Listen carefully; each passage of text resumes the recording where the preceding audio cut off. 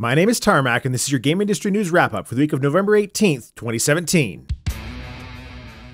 Our title story this week, because of course it is, comes from our dear friends over at Electronic Arts. The issues surrounding Star Wars Battlefront 2 are a big deal, big enough that my mom saw it on the news and sent me an email about it. With the microtransaction anti-content explosion that affects gameplay by providing cards which enhance performance, the greater online game community turned this into an issue so big that even Disney, the owners of the Star Wars franchise, couldn't ignore it. Shortly after a long phone call between Disney and Electronic Arts, EA released a statement that microtransactions were being turned off temporarily. Quote, "We hear you loud and clear, so we're turning off all in-game purchases. We will now spend more time listening, adjusting, balancing, and tuning. This means that the option to purchase crystals in the game is now offline, and all progression will be earned through gameplay. The ability to purchase crystals in-game will become available at a later date, only after we've made changes to the game. We'll share more details as we work through this." End quote. So we won, I guess. Disney doesn't have an aversion to abuse of monetization if you've ever played their mobile games or visited their parks, but they do have a remarkable allergic reaction to bad public relations. While I hold out little confidence that EA is going to make meaningful changes, they did the right thing by letting DICE be the ones to break the news and get that totally independent, innocent developer cred. Good job, EA. The Golden Joystick Awards for 2017 have been revealed, and the winner of the Best PC Game of the Year is PlayerUnknown's Battlegrounds. PUBG beat out Dream Daddy and Total War Warhammer 2 for the prestigious title, despite calls from gamers and even PlayerUnknown himself, Brendan Green, who said, quote, "I don't know if we deserve it," end quote. I'd just like to call out the fact that Dream Daddy won second place. In a year with Horizon Zero Dawn, Neo, Hollow Knight, Nier Automata, goddamn Breath of the Wild, and Lawbreakers. Lawbreakers. PUBG isn't even the best Battle Royale game this year. Now, if they had had an award for the least finished game of the year, maybe. Mad props to Brendan for pointing out some of the other amazing games this year as titles he felt were more deserving. Gamestop has put their shiny new unlimited game rental service on hold very shortly after having launched it. The Power Pass program was a way for gamers to rent an unlimited number of games for $60 over a period of 6 months. And when the 6-month time frame ended, they get to keep the last game they rented, which in my view is great value for money, given that 20 years ago I used to rent games for $5 or $6 just for 2 to 3 days. Speculation among customers and media is that the system caused some problems for GameStop's old point-of-sale hardware, as well as having some significant employee training issues where GameStop staff were being asked about the program, only to respond they'd never heard of it. With loot boxes becoming more ubiquitous in gaming and the fervor starting to boil up from gamers all over the place, it's little surprise that governments around the world are starting to question whether maybe these systems encouraging a sense of player accomplishment, unless you have a lot of money, might be too close to gambling. The Dutch agency responsible for gambling has started an investigation into loot boxes, and the Belgian Gaming Commission has done the same. I think I've made a pretty solid argument for why simply trusting companies to do the right thing and treat people fairly is maybe not in the best interest of the consumer. And when the Dutch step in to consider whether something should be regulated, you know it's bad.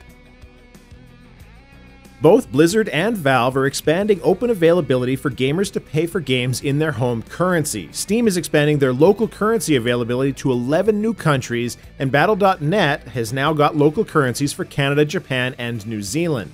What's really interesting about this story, for those who are in a speculative mood, is that both of these companies will employ very, very high-priced accountants. And to see them institute expanded local currency availability at the same time means that they're both convinced the US dollar is about to go down. By repricing in local currencies, they get to reduce the potential liability should that occur, and in the meantime, gamers get to buy their games with only a static markup instead of a fluid currency conversion. And I try not to use the phrase slap in the face, but man, leaving Australia out of this but letting New Zealand in, you poor Aussies get shafted at every turn. The Electronic Software Association, the lobbying body who represents game publishers, developers, and IP holders, is filing for a final waiver against having to comply with accessibility requirements outlined by the Federal Communications Commission in the US.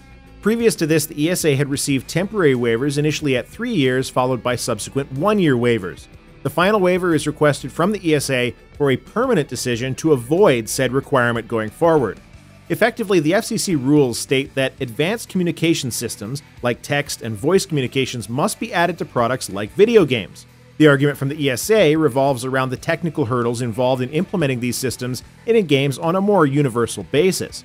Personally, I believe that people with disabilities should be protected so long as the core product is not harmed in the process.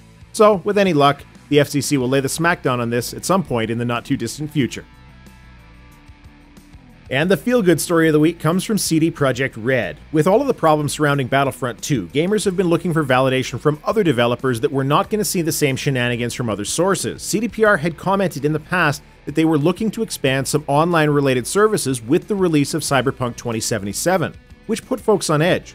Responding to this concern, the Witcher 3 dev tweeted out, quote, "Worry not. When thinking of Cyberpunk 2077, think nothing less than The Witcher 3. Huge single-player, open-world, story-driven RPG. No hidden catch, you get what you pay for, no bullshit, just honest gaming like with Wild Hunt.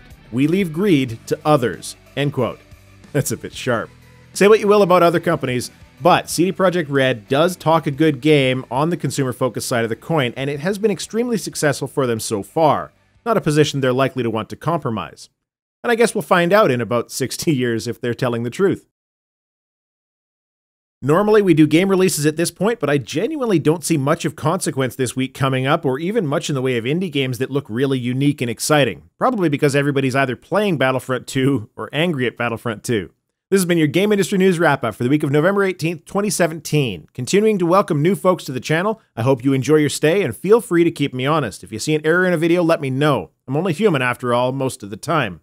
Also, it's been hella difficult to keep on top of comments over the past month. I still read them all, but replying has been tough. Still, thanks for posting your comments and helping to shape the discussion around the various issues that I talk about.